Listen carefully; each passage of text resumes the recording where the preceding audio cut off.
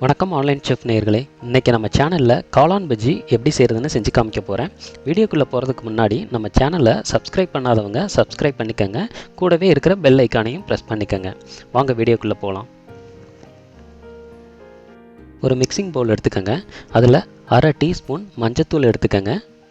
கூடவே 1.5 டீஸ்பூன் மிளகாய்த்தூள் சேர்த்துக்கோங்க. மிளகாய் பொடி உங்கள் காரத்துக்கு ஏற்ற மாதிரி சேர்த்துக்கோங்க. நான் 1.5 டீஸ்பூன் நான் எடுத்திருக்கேன்.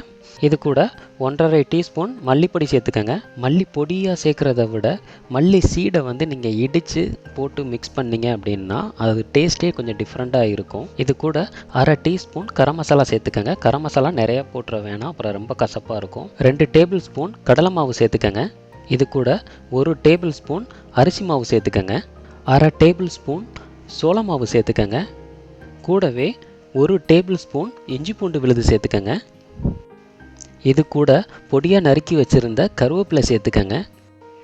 சிறிதளவு கலர் பொடி சேர்த்துக்கங்க. கலர் பொடி அதிகமாக சேர்த்துற வேணாம், குழந்தைங்களுக்கு நல்லதில்லை, லைட்டாக சேர்த்துக்கிட்டா போதும். தேவையான அளவு உப்பு சேர்த்துக்கங்க. உப்பு ஸ்டார்டிங்லேயே நிறையா போட்டுற வேணாம், எல்லாம் மிக்ஸ் பண்ணதுக்கப்புறம் ஃபைனலாக டேஸ்ட் பார்த்துட்டு அதுக்கப்புறம் தேவைப்பட்ட ஆட் பண்ணிக்கோங்க. இது கூட 1 டீஸ்பூன் சீரகம் சேர்த்துக்கங்க. இது கூட 2 டேபிள் ஸ்பூன் தயிர் சேர்த்துக்கங்க. தயிர் கெட்டி தயிராக எடுத்துக்கங்க, தண்ணியாக இல்லாமல் பார்த்துக்கங்க. இப்போது தேவையான எல்லா இன்க்ரீடியன்ட்ஸும் நம்ம ஆட் பண்ணியாச்சு. இப்போ இதை எல்லாத்தையும் நல்லா மிக்ஸ் பண்ணிக்கங்க. கையை வச்சே மிக்ஸ் பண்ணுங்கள், அப்போ தான் உங்களுக்கு அந்த திறனையாக வராது. கொஞ்சம் கொஞ்சமாக தண்ணி சேர்த்து தான் நீங்கள் மிக்ஸ் பண்ணணும். ஸ்டார்டிங்லேயே நிறைய தண்ணி சேர்த்துறாதீங்க. பொதுவாக காளான் நம்ம மசாலாவில் மிக்ஸ் பண்ண உடனே காளானில் இருக்கிற தண்ணிலாம் கொஞ்சம் வெளியில் வரும். ஸோ அதனால் எப்போவுமே மசாலா ப்ரிப்பேர் பண்ணும்போது கொஞ்சம் கட்டியாகவே ப்ரிப்பேர் பண்ணிக்கோங்க. இந்த மசாலா மிக்ஸில் நான் 3 இன்க்ரீடியன்ட்ஸ் அடிஷ்னலாக ஆட் பண்ணியிருக்கேன். ஒன்று பார்த்தீங்க அப்படின்னா சீரகத்தூளுக்கு பதிலாக சீரகம் ஆட் பண்ணியிருக்கேன். இன்னொன்று கறிவேப்பிலை நான் அதில் ஆட் பண்ணியிருக்கேன். தேர்டு தயிர் ஆட் பண்ணியிருக்கேன். ஸோ இது 3மே பார்த்தீங்கன்னா டிஃப்ரெண்ட் டேஸ்ட்டு கொடுக்கும் உங்களுக்கு. கூட கொஞ்சம் தண்ணி சேர்த்து நல்லா மிக்ஸ் பண்ணிக்கலாம். நல்லா மிக்ஸ் பண்ணி இந்த மாதிரி மசாலா இந்த பதத்தில் ரெடி பண்ணி வச்சுக்கோங்க.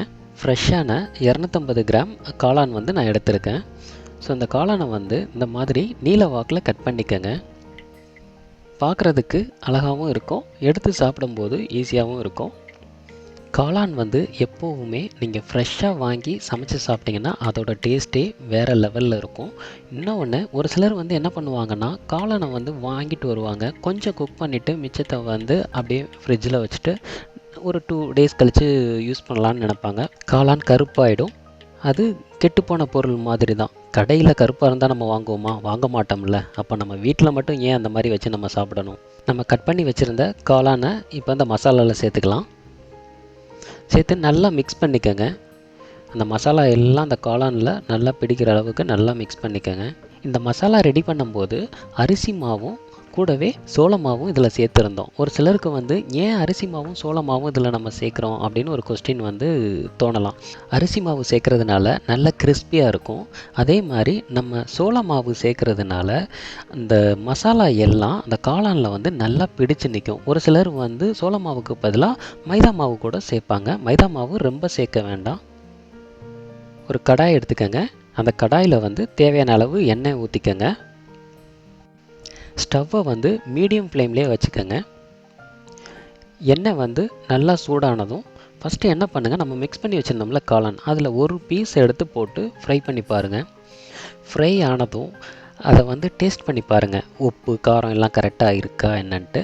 சப்போஸ் உப்பு உங்களுக்கு கம்மியாக இருக்குது அப்படின்னு தெரிஞ்சதுன்னா கொஞ்சம் உப்பு சேர்த்துக்கலாம். இல்லை உப்பு அதிகமாக இருக்குதுன்னு நீங்கள் ஃபீல் பண்ணிங்கன்னா கொஞ்சம் கடலை மாவு சேர்த்து நல்லா மிக்ஸ் பண்ணிக்கோங்க. இப்போது நம்ம ரெடி பண்ணி வச்சுருந்த காளானை ஒன்றா எடுத்து இந்த மாதிரி எண்ணெயில் போடுங்க. ஒரே இடத்துல போட்டுற வேணாம், கொஞ்சம் ஸ்பேஸ் விட்டு அந்த காளான் எல்லாத்தையும் தனித்தனியாக போட்டுக்கோங்க. அப்போ தான் ஒன்றோட ஒன்று ஒட்டாது. காளானை எண்ணெயில் போட்ட உடனே கரண்டியை வச்சு எதுவும் பிரட்டி விடணும்னு ட்ரை பண்ணாதீங்க. அப்படி ட்ரை பண்ணிங்க அப்படின்னா அதில் இருக்கிற மசாலா எல்லாம் எண்ணெயில் உதிர்ந்து போயிடும். ஸோ கொஞ்சம் நேரம் இந்த மாதிரி பபிள்ஸ் எப்படி வருது பாருங்கள். ஸோ இந்த பபிள்ஸ் கொஞ்சம் கம்மியான உடனே அதுக்கப்புறம் என்ன பண்ணுங்கள், கரண்டியை வச்சு லைட்டாக அதை மேலே லைட்டாக பிரட்டி விடுங்க.